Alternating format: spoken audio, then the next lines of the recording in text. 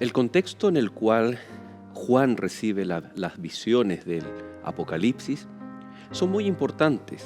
El día en que ocurrió, el lugar en que ocurrió, sin duda alguna nos arrojan luz con respecto al plan que Dios tiene revelado a través del libro del Apocalipsis. La forma también como se presenta ante el profeta en la primera visión, cómo ve a Cristo Jesús, es trascendental para entender el desarrollo de cada uno de los capítulos. Nos muestra con su ropaje, por ejemplo, el ministerio que va a estar realizando a través de la historia de la iglesia. Por lo tanto, queridos amigos, en el capítulo de hoy, el número 2, vamos a estar viendo aquellas primeras experiencias de Juan en Patmos a través de la visión revelada de Jesucristo. Acompáñenme entonces a este capítulo de Lecciones de la Biblia.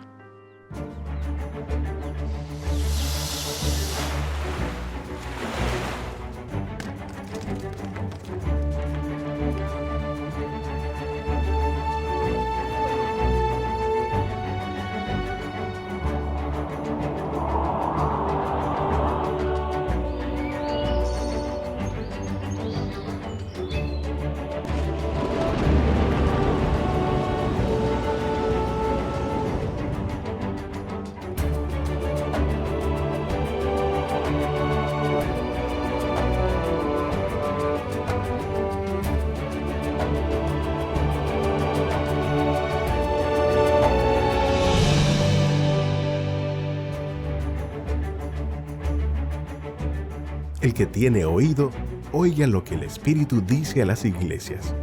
Apocalipsis 2:7.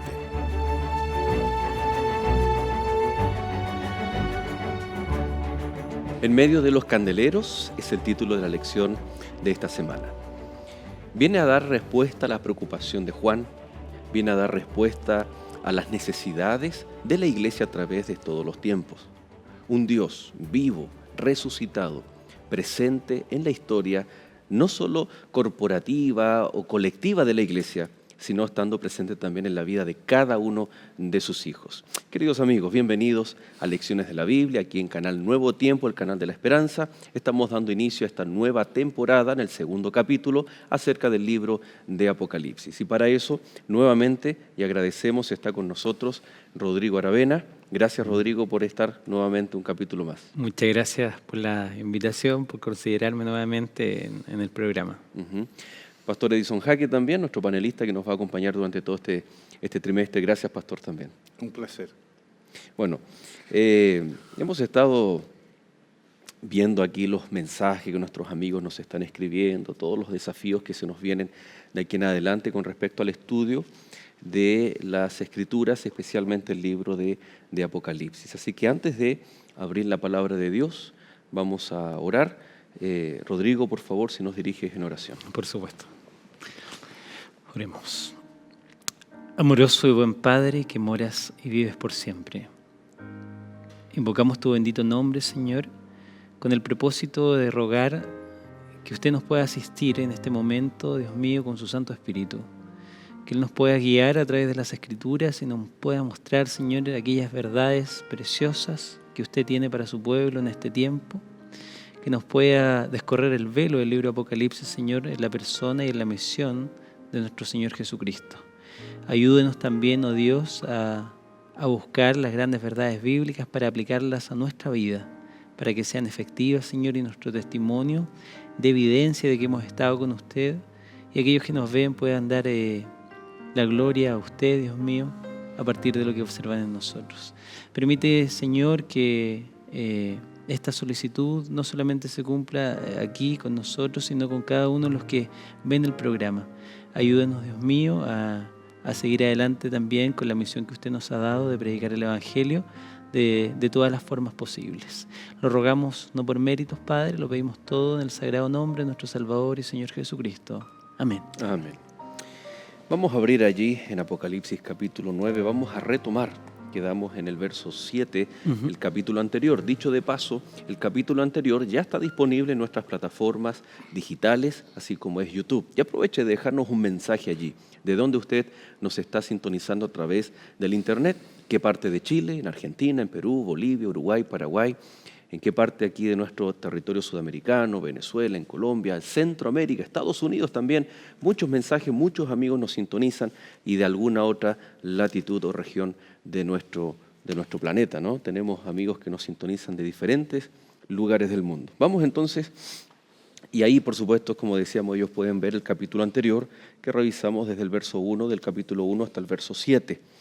El verso 9 dice: yo, Juan, vuestro hermano y copartícipe vuestro en la tribulación, en el reino y en la paciencia de Jesucristo, estaba en la isla llamada Patmos, por causa de la palabra de Dios y el testimonio de Jesucristo. La isla de Patmos, ¿qué características tenían y por qué Juan? Aquí algo menciona, ¿no? Pero ¿por qué él llega hasta ese lugar? Sí, bueno, tradicionalmente, ¿cierto? O la tradición, digamos, cree de que la isla de Patmos es una isla que se ubica aproximadamente a 80 kilómetros de lo que hoy día es Turquía. La antigüedad era Asia Menor, ¿cierto? Todavía se ocupa en términos geográficos el término. Esta isla se caracterizaba por ser una isla pequeña, de no más allá de 10 kilómetros, ¿cierto? Desde un costado a otro costado de la isla y 17 más o menos por el otro costado, muy similar a lo que hoy día son las proporciones de la isla de Pascua, si quisiéramos hacer, digamos, una comparación, una referencia. Esta isla era dedicada en aquel tiempo, como dije, según la tradición, como una cárcel, una especie de Alcatraz de la época actual, donde se llevaban los peores presos. Es interesante que Juan fue a parar allí. Esa, ¿cierto?, era la isla de Patmos. Y dice por causa de la palabra y el testimonio, ¿no? ¿Cómo eran considerados, bajo qué contexto se escribe el libro de Apocalipsis? Estamos en un contexto bien particular de un momento difícil que está enfrentando la Iglesia cristiana. Estamos en el periodo de Diocleciano, de acuerdo a quienes vivieron cercanos y quienes fueron discípulos de Juan también, mencionan que fue Diocleciano el que los va a enviar a esta isla allí en Turquía, ¿no?, cerca de Estambul. Detenido, como lo menciona él mismo en la Escritura, por causa de la palabra del testimonio del Señor. Y Rodrigo mencionaba como uno de los peores criminales o de estos criminales de alto rango, entre comillas. Y la lección, el estudio de esta semana nos recuerda el Salmo 73, ¿no? Sí. Cuando el salmista estaba pasando un momento difícil, injusticias, y encuentra refugio, encuentra descanso y esperanza cuando él dice, comienza a reflexionar acerca del templo, el santuario. Es algo similar a lo que ocurre en el caso de Juan, estar físicamente en un lugar, injustamente en ese lugar, dedicado o destinado para los peores criminales, pero resulta que su refugio en ese momento, a través de una visión, viene enfocada en el santuario celestial. Casi siempre cuando ocurren estas situaciones estamos pensando que ¿por qué nos pasa esto? O ¿dónde está Dios?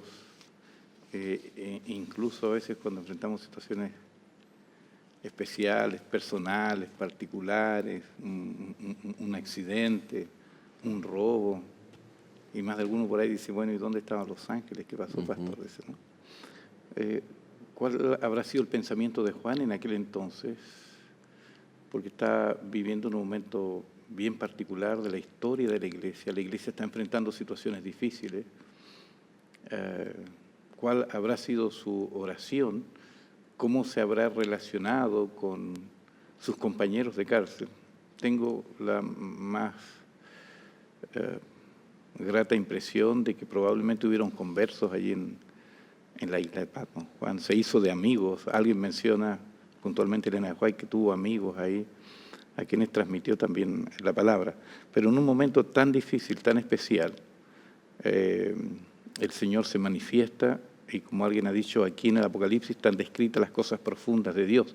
Aquí es donde todos los libros de la Escritura se encuentran, ¿no? En ese momento especial, en ese momento particular de la vida de Juan, comprendió. Juan tuvo situaciones bien particulares y bien fuertes. Recordemos que fue a Juan a quien el Señor le encargó su madre. No sé por cuánto tiempo, la Escritura no registra todos los hechos, pero sin lugar a duda que él vio en María a su maestro y el Señor le permitió entonces, en un momento muy particular, como mencionamos en este contexto, de comprender lo que a lo mejor durante mucho tiempo de su ministerio él no había comprendido plenamente. Amaba al Señor, sin lugar a duda, llegó a desarrollar el carácter muy semejante a su maestro, pero habían cosas que tenían que ver con la obra sacerdotal de Cristo, por lo menos en Apocalipsis las menciona con tanta claridad como no están tan mencionadas en su Evangelio o en sus cartas, ¿no? A pesar de que el Evangelio se ve muy influenciado también por el contexto que estaban viviendo, incluso por esta percepción que tiene de Cristo ya glorificado, ¿no? Esta intención de que en el Evangelio demostrar que Cristo, a pesar de no estar físicamente, está presente, ministrando, y más aún ese énfasis que le da al Espíritu Santo. Me gustaría tal vez agregar, hablando un poco más acerca de la isla de Pasmo, para poder entender esto de la situación que estaba viviendo el profeta. Ellos no lo iban a pasar bien en la isla, esto no era un hotel 5 estrellas, ¿cierto? La gente que iba ahí, ¿cierto?, iba a picar piedra. Estamos hablando de un anciano, ¿cierto? Elena de White dice que cuando recibe esta visión tenía alrededor de los 100 años, Juan. Entiendo que fue una persona que se apegó a los mandamientos de Dios, debe haber gozado hasta esa edad de buena salud, no se nos informa de eso, pero fue un hombre que pese a todas las circunstancias que tuvo que vivir ahí, ¿cierto?, raciones de una comida diaria, trabajando, moliendo piedras, siendo castigado muchas veces de forma injusta. Entonces, digamos, situaciones muy, muy adversas, él pudo haber de algún modo renunciado. Pero es interesante considerar lo que dice la sierva del Señor respecto a él. Ella dice que había un mensaje que estaba constantemente en la boca de Juan. Él estaba trayendo a colación con la gente que se rodeaba, como les dije, diariamente estaba trayendo la vida y obra de Jesucristo. Les contaba acerca de sus milagros, de quién era, de cómo trataba a la gente. Entonces, eso iba haciendo de que también los más débiles en la fe fueran afirmando su fe en las obras de Jesús y conociéndolo más profundamente. Hay un libro cristiano titulado Hechos de los Apóstoles, no el libro bíblico, sino una obra literaria, que dice: pero para el siervo de Dios, Juan, esa lóbrega residencia llegó a ser la puerta del cielo. Y literalmente, ¿no? Porque en Apocalipsis capítulo 4, verso 1, en una de las visiones, él ve una puerta abierta y que está mostrando después una escena celestial realmente maravillosa. Los contrastes, la misericordia de Dios para el profeta, para aún en ese lugar desterrado, mostrarle, ¿no es cierto?, todos los misterios y las cosas que iban a suceder. No sé a qué concierto ustedes han asistido. He escuchado algunos muy buenos. Recuerdo la primera vez que llegué aquí, que a mi esposa le gustaba mucho la música, todavía le gusta mucho, pero cantaba en ese tiempo. Y yo compré un equipo, hasta me endeudé para comprar ese equipo. Me regalaron varios CD hace ya un tiempo, y el Mesías de Händel, y yo recuerdo la primera vez que llegué a casa, lo instalé, lo coloqué, escuché. Pero Juan escuchó a los ángeles cantar. Yo creo que hemos escuchado música linda y buena, pero probablemente nunca, en mi experiencia, he escuchado a los ángeles cantar. De manera que allí en Patmos, aun cuando el diablo quería dar este golpe certero a la iglesia de Dios y al discípulo amado, Dios es el que transforma las derrotas o aparentes derrotas en victoria.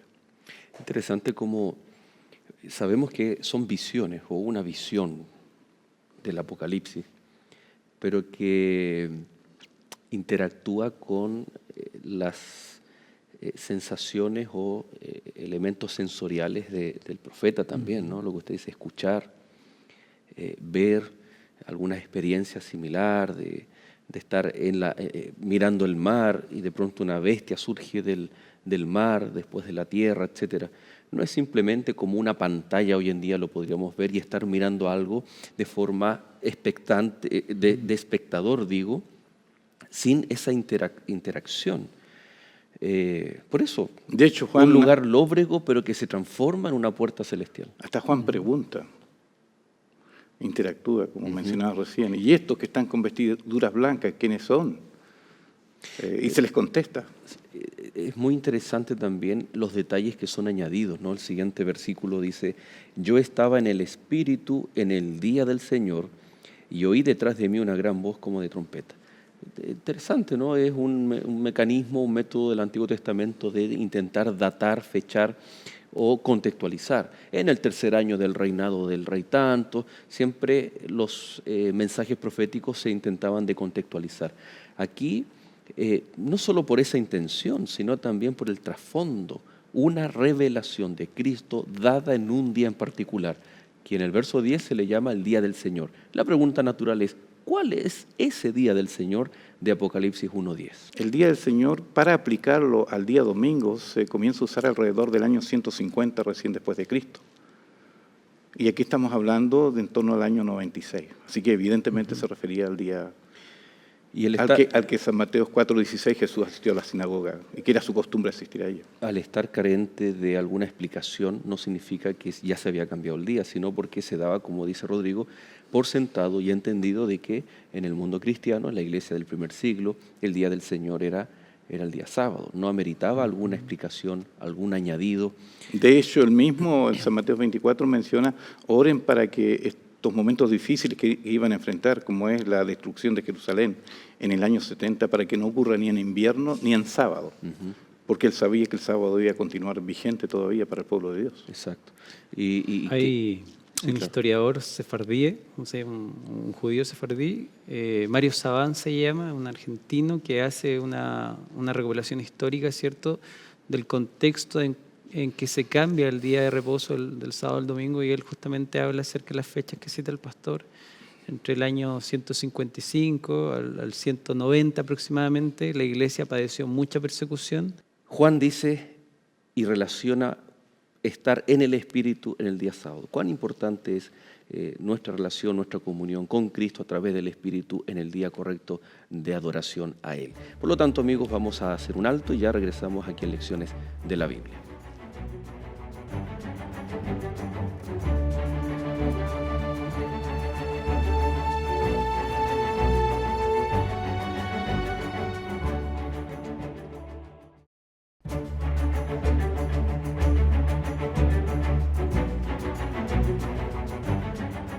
Y ya estamos de regreso, queridos amigos, y tal como en temporadas anteriores, queremos reiterar una invitación. Queremos compartir juntos con ustedes lecciones de la Biblia, pero en vivo y en directo. Aquí somos 3. ¿Qué tal si podemos ser 5, 6, 10 personas compartiendo juntos la palabra de Dios? ¿Dónde? En la iglesia adventista, en el templo adventista más cercano a tu casa. ¿Y cómo saber dónde está? A través de esta página, mira.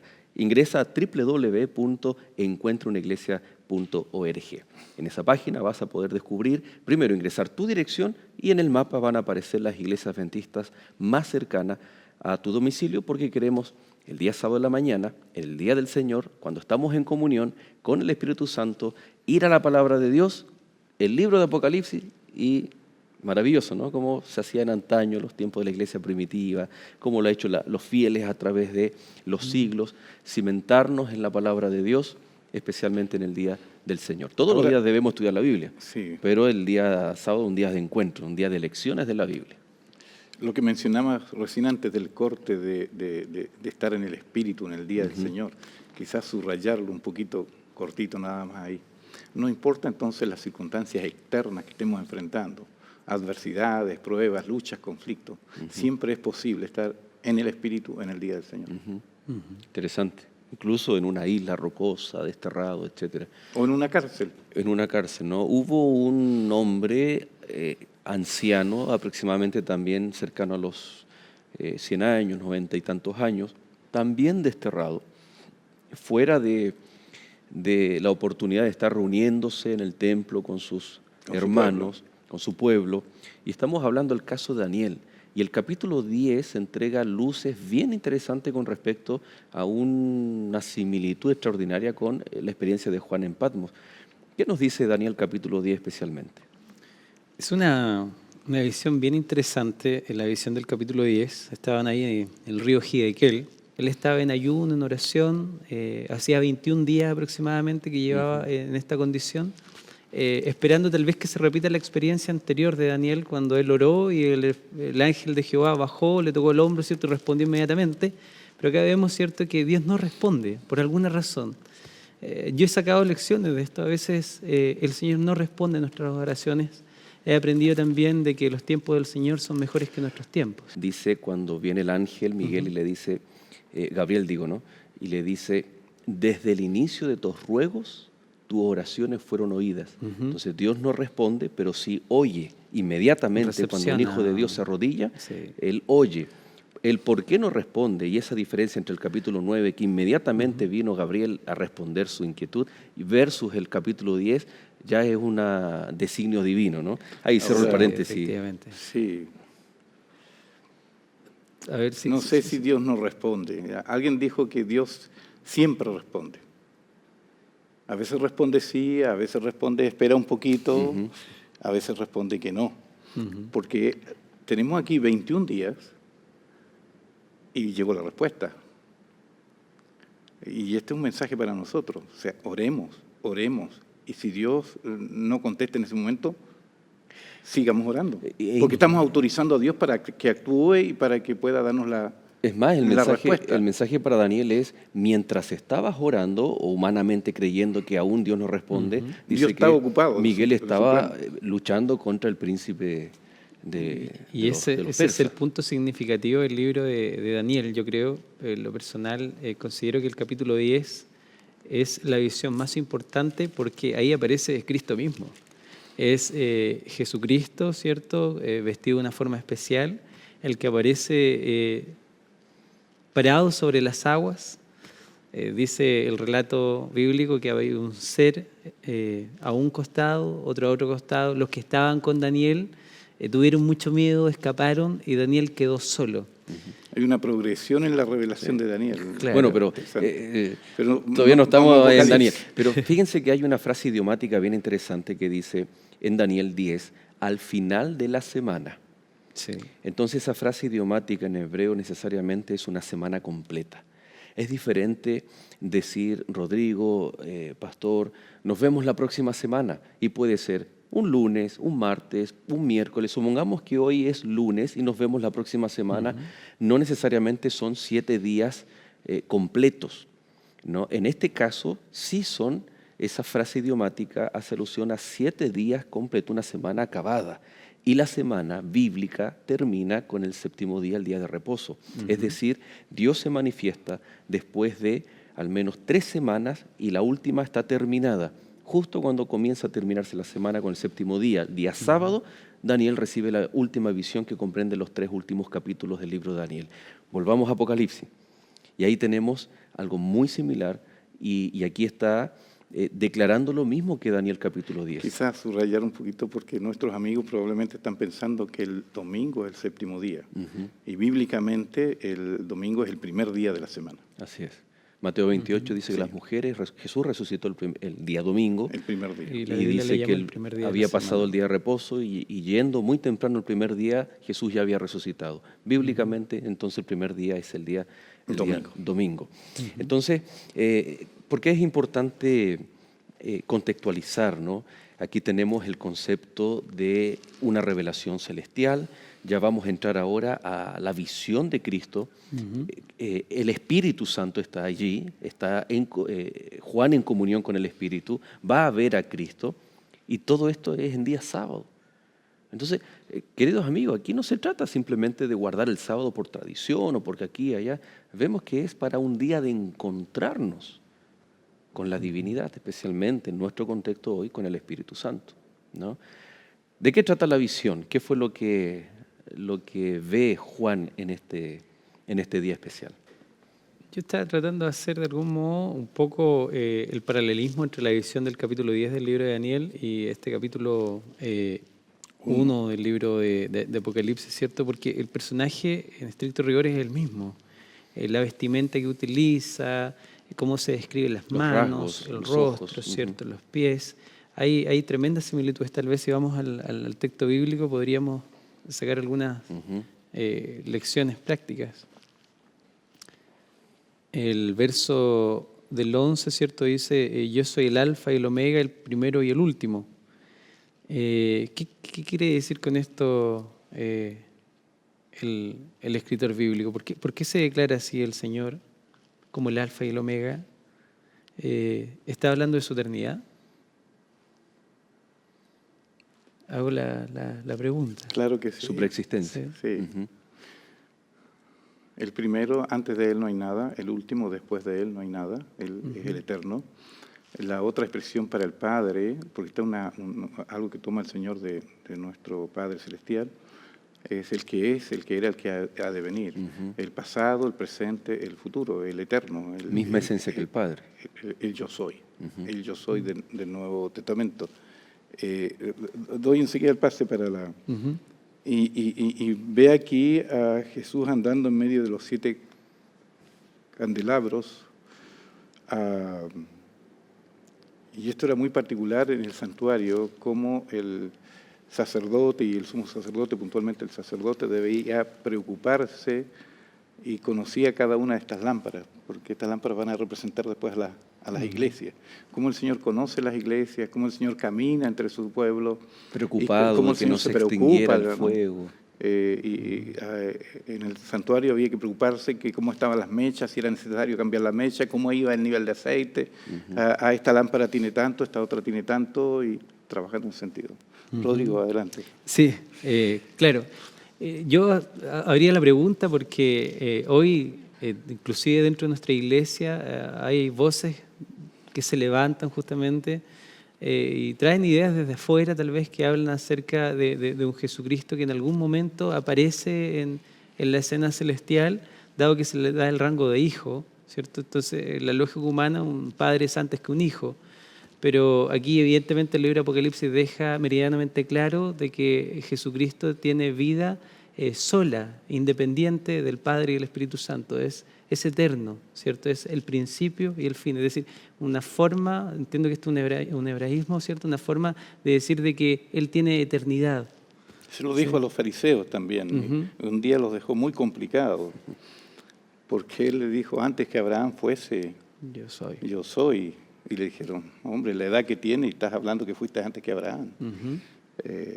Pero Jesús había existido siempre. Y casi lo matan por esa vez, ¿no? Sí, claro. Bueno, los versos que ustedes acaban de comentar era en relación a lo que él había oído. El verso 12 dice, y me di vuelta para ver la voz que hablaba conmigo, y vuelto vi 7 candeleros de oro, ve el escenario. Y lo que usted mencionaba, pastor, y en medio de los 7 candeleros, a uno semejante al Hijo del Hombre, vestido de una ropa que llegaba hasta los pies, ceñido por el pecho con un cinto de oro. Hay una palabra que cuesta en su traducción al español, y aquí está expresado como ropa que llegaba hasta los pies. Es una forma de describir un solo tipo de ropa, que es la ropa sacerdotal. La túnica sacerdotal. La túnica sacerdotal. De hecho, el candelabro, aquí estamos mencionando desde el lugar santo, ¿no? O sea, eso, la vestimenta, el candelabro, ya me está dando una idea de dónde está Jesús y qué Jesús está haciendo. En algún momento usted mencionó que hemos puesto bastante énfasis en la cruz del Calvario, en lo que hizo en el pasado. Tenemos que pensar, sin embargo, también en lo que Cristo quiere hacer, no solamente por nosotros, sino en nosotros y con nosotros. Pero además de eso, ¿qué está haciendo hoy día Cristo? Eso es lo que hoy día en el cristianismo no se menciona mucho. ¿Por qué Jesús no ha regresado? ¿Cuál es el ministerio? Y es lo que nos va a explicar el libro de Apocalipsis. Y esta tergiversación del plan de salvación nos puede llevar a una gracia barata. ¿En qué sentido? Solo me enfoco en la cruz y lo que ya está hecho. Y de alguna forma el lenguaje es una permisividad cristiana para poder hacer, contextualizar, vivir como a mí me plazca. Un relativismo. Puedo ir a la iglesia, todo, alabar al Señor y todo, pero mi vida dice totalmente lo contrario. Ahora, la dimensión que nos trae el santuario celestial hoy es complementaria a lo que Cristo hizo en la cruz en el pasado, pero también, y mi vida debiera estar en función de la cruz, pero también de lo que Cristo está haciendo ahora por nosotros con respecto a nuestras decisiones, ¿no? Ahora, otra característica importante está en el verso 16 que dice, tenía en su diestra 7 estrellas, ¿ya? Son muchas las características que tiene, pero estas son 2 interesantes porque en los capítulos 2 y 3 se van a ir desarrollando esas ideas. Se pasea en medio de los candeleros, pero también a la vez llevando en su mano 7 estrellas. ¿Cómo podemos interpretar esto? Mira, a mí me hace mucho sentido cómo se describe acá el Hijo del Hombre, cómo Jesús se identifica plenamente con el ser humano. En la visión Juan ve seres, pero vio a uno que era el Hijo del Hombre, lo ve diferente, un ser humano, a Cristo. Lo describe, ¿cierto?, con un traje blanco, el traje sumo sacerdotal. Lo que me llama la atención, por dar un ejemplo, cuando él habla acerca de sus manos, y esto nos habla acerca de quién es Cristo. Sus manos son de bronce. En el santuario celestial, ¿qué cosa era de bronce? ¿Dónde encontramos el bronce como metal? Lo encontramos en el atrio. Estas manos, sus pies que parecían como bronce bruñido, nos hablan mucho acerca de lo que tuvo que vivir Jesucristo. Fueron sus manos las que fueron crucificadas, fueron sus pies los que fueron horadados, ¿cierto?, por clavos. Entonces, es una visión que si nosotros vamos entendiendo el símbolo, nos hablan acerca de la gracia de Jesucristo. Nos muestra, ¿cierto?, este traje blanco que representa su justicia, su cabello lo asocia, por dar un ejemplo, a la blanca lana, ¿cierto?, a la nieve, que son los mismos símbolos que utiliza Isaías cuando habla acerca de la invitación a rechazar el pecado y aceptar el pacto que Dios nos ofrece. Y ahora, luego de describir todo este contexto, digamos, de un Cristo preocupado de nosotros, un Cristo lleno de gracia, va y aborda este tema y dice, y ahora ve también que en su mano tenía 7 estrellas. Es decir, primero describe quién era Cristo y ahora va a hablar un poquito, ¿cierto?, acerca de, ya no de Jesús, sino de las estrellas. ¿Qué representan las estrellas? Y brevemente, ¿cierto?, las estrellas, según lo que nos muestra el libro de Apocalipsis y el resto de la Biblia, nos representa de algún modo a nosotros. El libro de Daniel dice que nosotros somos 20, como estrellas a perpetua eternidad, ¿cierto? Entonces, estas estrellas entiendo que son las personas que están en las iglesias. ¿Sí? ¿Tiene usted ahí, pastor, ¿Sí? el versículo 20? El versículo 20, ¿no? Porque aquí la Biblia misma está... El misterio de las 7 estrellas que has visto en mi diestra y de los 7 candeleros de oro. Las 7 estrellas son los ángeles de las 7 iglesias, o mensajeros también. Y los 7 candeleros que has visto son las 7 iglesias. ¿Qué significa esto en el minuto que nos queda en este bloque? Es maravilloso saber que Cristo somos representados aquí en la visión con un candelero de oro, ¿no? No de lata, ni de madera, aunque es tan ecológico y tan lindo, sino con un metal precioso. Somos valiosos y apreciados por Dios. Interesante cómo ya en el capítulo 1 se muestra a Cristo presente en la iglesia, pero también con aquellos que son parte de la iglesia con una función especial, los mensajeros, ¿no? Descrito como ángeles de las iglesias, simbolizando aquellos mensajeros que históricamente portaron el mensaje de la verdad del Evangelio y que hoy en día, como decía Rodrigo, nosotros también somos parte de aquellas estrellas, ¿no? Queridos amigos, Apocalipsis tiene un mensaje maravilloso. En el siguiente bloque vamos a ver cómo en el pasado, a través de la historia y especialmente en nuestros días, este mensaje debiera tener un efecto especial para nuestra toma de decisiones. Vamos a hacer entonces un alto y ya regresamos aquí en Lecciones de la Biblia.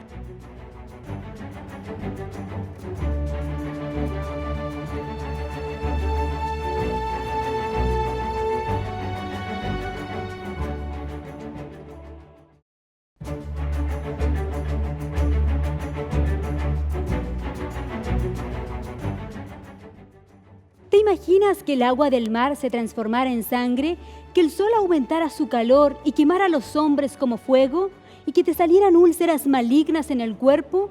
Estos eventos ocurrirán en el futuro. Dice la Biblia que caerán sobre la tierra 7 plagas.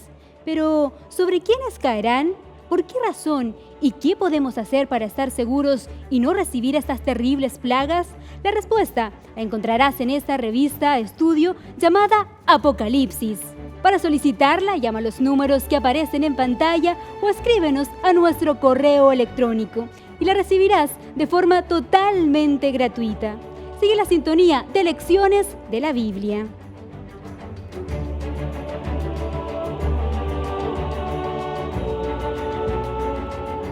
Y ya estamos de regreso, queridos amigos, en nuestro último bloque, recordándoles que Escuela Bíblica tiene hermosos materiales preparados para cada uno de ustedes. Material de familia, material del libro de Daniel, Apocalipsis. ¿Y sabe cuál es la buena noticia? Que no solamente son gratuitos, sino que también puedes pedir más de uno. Pero para que lo puedas completar, esa guía, y va a quedar completamente para ti, de forma gratuita, como un material de apoyo, una guía para comprender las Escrituras, ¿no?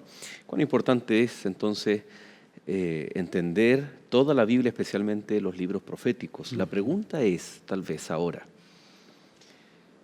¿por qué las lecciones de Apocalipsis trascienden a todas las épocas, todos los cristianos, incluyéndonos a nosotros? ¿Podemos sacar lecciones prácticas para nuestra vida hoy o solamente tenemos que ser espectadores de un mensaje que ocurrió en el pasado y allí quedó? Bueno, la misma Biblia enseña que la palabra de Dios no es estática, es dinámica y permanece para siempre. La palabra de Dios es aplicable no solamente al momento histórico en que se vivió, es aplicable también para nosotros, perdura en el tiempo. Las necesidades del hombre no varían mucho en la época, siempre están siendo las mismas. Y la Biblia, digamos, de algún modo trae respuesta a todas esas necesidades. En lo personal, yo creo que si la Biblia no diera respuesta a todas las necesidades humanas, no sería la palabra de Dios. Uno de los, digamos, evidencias de que es la palabra de Dios es que justamente tiene esta cualidad las Sagradas Escrituras. Y especialmente el mensaje de Apocalipsis se baraja en 3 áreas: histórica, profética y universal o general. ¿Cómo entender estos 3 conceptos para el resto del estudio que tenemos durante estos 3 meses? El primero, la aplicación histórica, y es lo que siempre debiéramos hacer cuando hacemos una exégesis. No quería usar esa palabra, no nos gusta usar ni hermenéutica ni exégesis. Hermenéutica son los principios de interpretación y la exégesis es extraer en el sentido original el texto de lo que quería decir para a las personas a quien fue dirigido el mensaje en su época, en su tiempo y en su contexto. Así que esta primera aplicación histórica tiene que ver para iglesias reales que tenían estas situaciones, que vivían en estos lugares y que tenían estas necesidades y que estaban enfrentando estos conflictos. Es decir, cada uno de estos mensajes, entonces, el mensaje de la iglesia de Éfeso era para una iglesia que necesitaba de este mensaje particular, con características especiales. Ahora, ese mensaje no solamente era para la iglesia de Éfeso, sino también iba a servir para las demás iglesias, pero iglesias reales, ¿no? Aun cuando van a ser tomadas posteriormente en forma simbólica o la aplicación profética que llamamos, que significa que estos mensajes se pueden aplicar a diferentes momentos en la historia de la iglesia cristiana. Puntualmente vamos a ir viendo que las iglesias, en el caso de la iglesia de Éfeso, su mensaje va a ser aplicado también a un periodo que va a ir más o menos desde la muerte de Cristo hasta por allá por el año 100 aproximadamente. Y así el resto de cada una de las iglesias, ¿no? Y en el caso de la aplicación universal, tiene que ver también con las cualidades, con las características de que todos los seres humanos enfrentamos a veces estas mismas situaciones y necesitamos de estas mismas correcciones, de estos mismos reproches. Y estamos necesitados de la misma forma que estuvieron estas iglesias. Porque por lo general solo aplicamos a nosotros, a los que vivimos en el tiempo final, las características y el mensaje a la iglesia de la Odisea, que es la séptima y última. Entonces no es errado ir a las otras iglesias. O a la primera iglesia y que ya vamos a ir a ella, traer el mensaje de la palabra de Dios de que esa iglesia estaba careciendo del primer amor. De hecho, Dios nos ama mucho. Juan era muy amado. Y Dios se lo dice a Daniel, que hemos comentado hace un momento atrás. Daniel, tú eres muy amado. Pero no solamente nosotros debemos esperar que Dios nos ame, sino que nosotros también debiéramos amar a los demás. Podemos entonces hacer esa aplicación siempre y cuando respetando los principios de interpretación, primero para una situación local, para una aplicación profética y después general, y ahí es donde nosotros también podemos hacer ese tipo de aplicaciones. No solamente con los escritos proféticos, sino también con aquellas promesas, aquellos elementos que ocurren hasta históricos o narrativos que aparecen en las Escrituras. Hay un pequeño detalle que son detalles, pero que nos ayudan a precisar un poco más a veces. Hay cuadros que encontramos en algún momento, por ejemplo, del capítulo 6, del caballo de color blanco, donde el jinete lleva una corona. Y a veces los pintores pintan ese cuadro con una corona real. Entendemos inmediatamente, quienes conocemos un poco más del griego, que esa corona no es la que corresponde en ese momento, solo que el pintor no tenía el conocimiento del idioma original. De ahí entonces la importancia de buscar el sentido original del mensaje, porque eso va a ser como una lupa que va a ayudarnos a ver los detalles, como cuando vemos una flor, la belleza, el encanto de un mensaje que Dios nos está entregando. Es decir, no por aplicar algo en nuestro contexto voy a pasar a llevar los principios de interpretación bíblica, ¿no? Porque si no estaríamos acomodando a nuestra propia necesidad o nuestra propia realidad. Entonces, bajo estos principios de interpretación, veamos un ejemplo que es la primera iglesia a la cual se le escribe un mensaje, y quien escribe se identifica como el que tiene las 7 estrellas en su diestra y el que anda en medio de los candeleros de oro. Ya explicamos, ¿no es cierto?, es parte de la primera visión. Y dice: yo conozco tus obras y tu arduo trabajo y paciencia, y que no puedes soportar a los malos, y has probado a los que dicen ser apóstoles, y no lo son, y los has hallado mentirosos. Has sufrido, has tenido paciencia, has trabajado arduamente por amor de mi nombre y no has desmayado. Pero tengo contra ti que has dejado tu primer amor. Muchas virtudes, pero aquí se menciona un problema, un defecto. Y rápidamente, ¿no?, con estos principios, históricamente, proféticamente y para nosotros hoy, ¿cómo podemos entender este mensaje? Claro, a ver, primero recuerdo un texto, 2 de Timoteo 3:16, dice: toda la Biblia, toda la Escritura es inspirada y útil para cosas bien prácticas, para redarguir, para corregir, para instruir. Está hablando de cosas que son aplicables para la vida, ¿sí? De algún modo el Espíritu Santo nos habla. Hay ocasiones, ¿cierto? Y hay mucha gente que se dedica también al estudio profesional, podríamos decir, de la Sagrada Escritura, la alta crítica, pero que la Biblia o la palabra de Dios se convierte en letra muerta para ellos. No les genera ningún cambio en la vida. Pero si nosotros revisamos, ¿cierto?, las 7 iglesias que aparecen en el libro de Apocalipsis, ¿cierto?, nos damos cuenta que todas tenían algún u otro problema. Nos muestran, ¿cierto?, la imperfección humana. Pero cuando nos habla de Cristo, siempre nos habla acerca de la perfección que hay en Cristo. Por eso la perfección que tenemos como iglesia es en Cristo, ¿sí? Nuestra seguridad está en Cristo, nuestra consistencia está en Cristo, pero también somos llamados a mirar a Jesucristo, ¿cierto?, a mirar su sacrificio, y a partir de ese observar y contemplar lo que Jesucristo hace por mí, como dice el pastor también, que hace en mí, yo soy invitado a no abandonar el primer amor, es decir, a no abandonar esa gracia, ese perdón de pecados que el Señor me dio. Porque yo no solamente necesito un Salvador cuando creí, yo necesito un Salvador cada día de mi vida, porque yo soy pecador. Por consiguiente, ¿cierto?, cuando alguien abandona el primer amor, tal vez tiene que ver con un tema de orgullo espiritual, con un tema de considerarse más de lo que en realidad soy. La frase es, y se puede aplicar perfectamente acá, bajo el contexto bíblico: ¿qué estás dispuesto a hacer por amor o por ese primer amor? Ese amor que se siente en primera instancia. Y el mensaje lo dice, ¿no?, el reconocimiento que el Señor le hace. ¿Qué hizo la iglesia cuando estaba con su primer amor en relación. La iglesia de Éfeso era una iglesia, la ciudad de Éfeso era una ciudad muy particular, con un puerto marítimo, con grandes edificios en distintas áreas.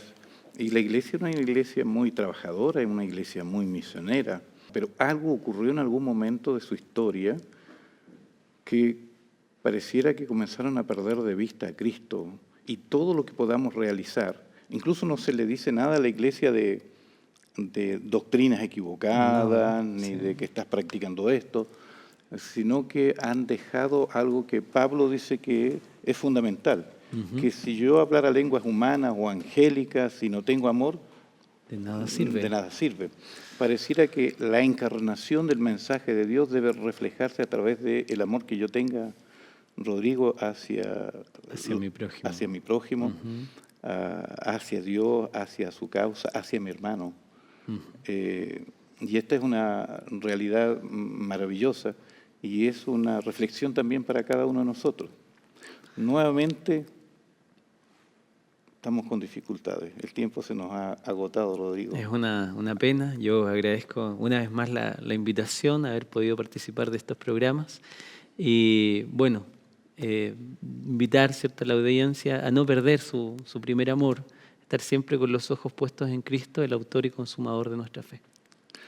Muy bien, amigos, que el Señor nos bendiga. Nuestro querido pastor Joel. ¿Estamos listos, pastor, para el resumen de día? ¿Cómo estamos? Estamos en la etapa de introducción de lo que es el capítulo 1, parte del capítulo 2, y sin duda alguna, queridos amigos, que ya en la introducción al libro de Apocalipsis encontramos las maravillosas dimensiones del poder y el amor de Dios. Veamos entonces estos resúmenes gráficos que nos ayudan para repasar, para estudiar, para volver a la Biblia, comentar, hacer anotaciones y, por supuesto, a usted también le invitamos a ser parte de Lecciones de la Biblia, como decíamos en algún momento, y siempre vamos a estar repitiendo los programas, en los templos, en las iglesias adventistas, como en una escuela, todos aprendiendo con el texto de estudio que es la palabra de Dios. Cristo Jesús en medio de los candeleros. Entonces, tenemos al menos 4 elementos para desarrollar, para estudiar y destacar de esta lección. La primera es la situación. Juan en Patmos. ¿Recuerda usted ahí el verso 9? Juan está diciendo el lugar donde él está. ¿Por qué estaba allí? Estaba producto de un destierro, en condiciones que no eran de las mejores, pero en ese contexto, en el día de adoración, en el día del Señor, estando en comunión con el Espíritu. Interesante que Juan, estando en Patmos, no importó el lugar, pero él seguía adorando y guardando el día de reposo. Porque sí es fácil guardar el día teniendo un templo a la mano. Pero ¿y si tal vez estamos de vacaciones o estamos en algún otro lugar y no hay un templo? ¿Qué vamos a hacer? ¿Nos vamos a olvidar de la actitud de adoración que debemos tener? Aquí está el mayor ejemplo para nosotros hoy también. En donde quiera que estemos, mientras estemos en el día del Señor, debemos estar en comunión con el Espíritu Santo y también a través de su palabra. Ese entonces es el contexto de dónde y cuándo estaba el profeta Juan. La visión que él ve comienza entonces con las características de Jesús. Primero él escucha acerca de Jesús y cuando se da vuelta para ver, ve a Jesús con características que se repiten en Daniel, especialmente el capítulo 10, en Ezequiel capítulo 1, en Apocalipsis capítulo 1. Una de las características fundamentales y que va a trascender a través de todo el libro de Apocalipsis es las vestiduras de Cristo Jesús como un sumo sacerdote, puesto que el libro de Apocalipsis hace mención y énfasis en la obra de Cristo después de la ascensión hasta la segunda venida de Cristo. Y el mensaje, estábamos hablando que todo el mensaje de Apocalipsis tiene principios hermenéuticos o de interpretación.